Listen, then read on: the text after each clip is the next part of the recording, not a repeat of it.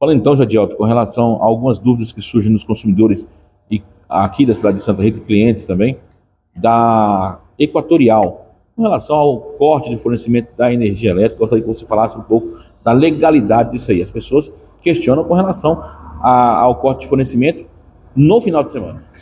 Muito bem, Sérgio. O que nós temos que ter em mente é que essa relação jurídica entre essas concessionárias, delegatárias e permissionárias de serviços públicos com terceiros, ela é uma relação consumerista, né? Nós estamos falando então de uma relação de consumo. A ANEEL, né, que é a agência regulamentadora dessas disposições que trata sobre energia e aplicação às concessionárias, ela é muito bem clara, que você só pode fazer a suspensão do fornecimento da rede elétrica após o prazo de 90 dias de inadimplência, né?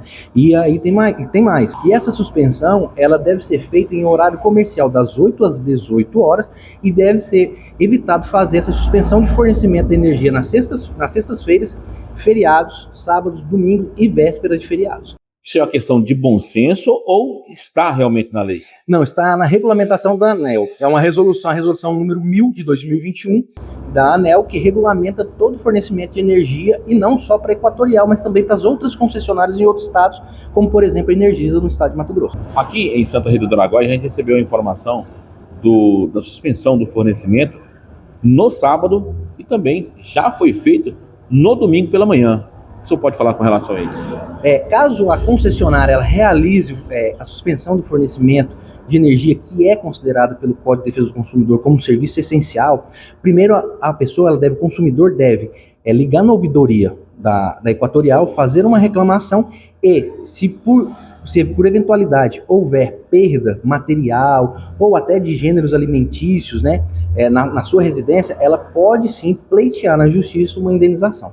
Lembrando sempre aos nossos telespectadores, Sérgio, que essa questão da suspensão nas sextas-feiras, lá nos sábados, domingos, essa ilegalidade, e que tem um prazo de 90 dias de inadimplência, ela não isenta o consumidor de arcar com aquela prestação pecuniária que ele faz do fornecimento de energia.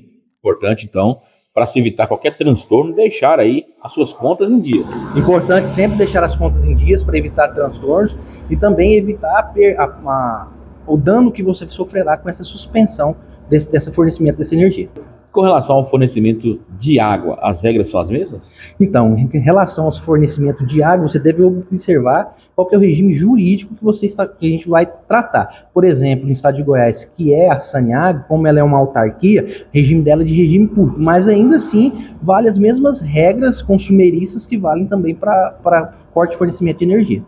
Já se passaram mais de ano que as eleições foram realizadas, as eleições municipais, e nós temos a informação de que alguns candidatos tiveram suas contas de campanha reprovadas. Como vai proceder agora com relação a esse assunto, não só para aqueles que foram eleitos, mas também para aqueles que não foram eleitos? Perfeito, Sérgio. Se deve ter em mente que a reprovação de contas em si para os candidatos que foram eleitos, ela não gera por si só uma cassação do mandato político, né? O que pode gerar? Uma devolução de um recurso partidário, ou do Fundo Especial de Financiamento de Campanha, ou até do próprio autofinanciamento de campanha. Então, quando você tem uma prestação de conta eleitoral reprovada, normalmente na sentença que reprovou essa conta, ela já vem com a devolução de recursos. Então, o que pode acontecer? Pode acontecer do candidato ter que devolver recursos, tanto o eleito quanto o não eleito. Agora, é importante sempre salientar que, para os eleitos, isso não geraria uma cassação de mandato. Essa questão da devolução dos recursos, como que ela é feita? Importante, Sérgio, salientar que essa devolução ela é feita por GRU, a Guia de Recolhimento da União, e ela deve ser anexada no próprio processo, nos próprios autos da prestação de conta eleitoral. Agora, é sempre importante frisar, para o candidato que eleito ou não eleito, que teve as suas contas reprovadas, no momento da reprovação, é importante já gerar a GRU e fazer essa devolução. Por quê? Se você não devolve, você vai para outra fase processual, que é do cumprimento de sentença. E chegando numa fase de cumprimento de sentença, você pode ter uma constrição de bens, uma penhora, uma constrição de dinheiro na sua conta bancária, justamente para saldar essa dívida que é tratada como uma dívida não tributária. Inclusive, você pode até ter futuramente uma negativação num cartório por um protesto, justamente por conta dessa dívida e dessa devolução desse recurso.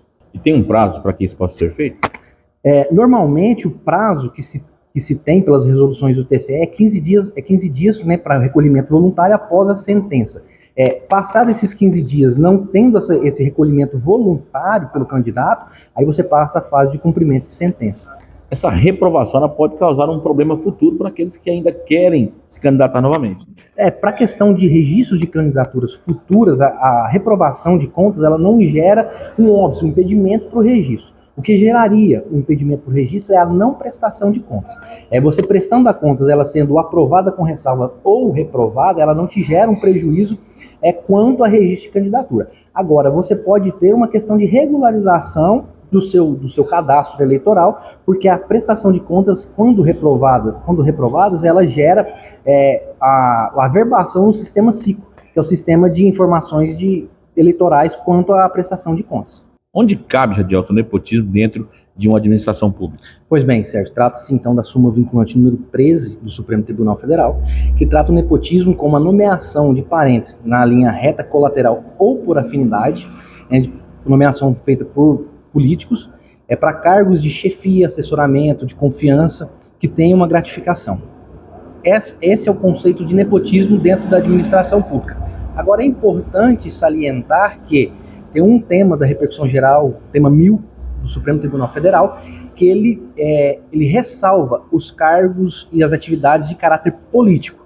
Então, no caso específico, você não enquadraria nepotismo na nomeação, por exemplo, de um prefeito nomear uma esposa para ser secretária de assistente social ou para qualquer outro cargo político que envolva no município. Só para ficar claro, então, o cargo de secretário, especialmente secretário de Ação Social, não se enquadra aí no nepotismo. Não, ele não se enquadra como nepotismo, ele é ressalvado justamente pelo tema 1000 do Supremo Tribunal Federal, da repercussão geral, que ele ressalvou esses cargos de cunhos políticos, né, que são os secretários na esfera municipal, os secretários de Estado e também os ministros na esfera federal.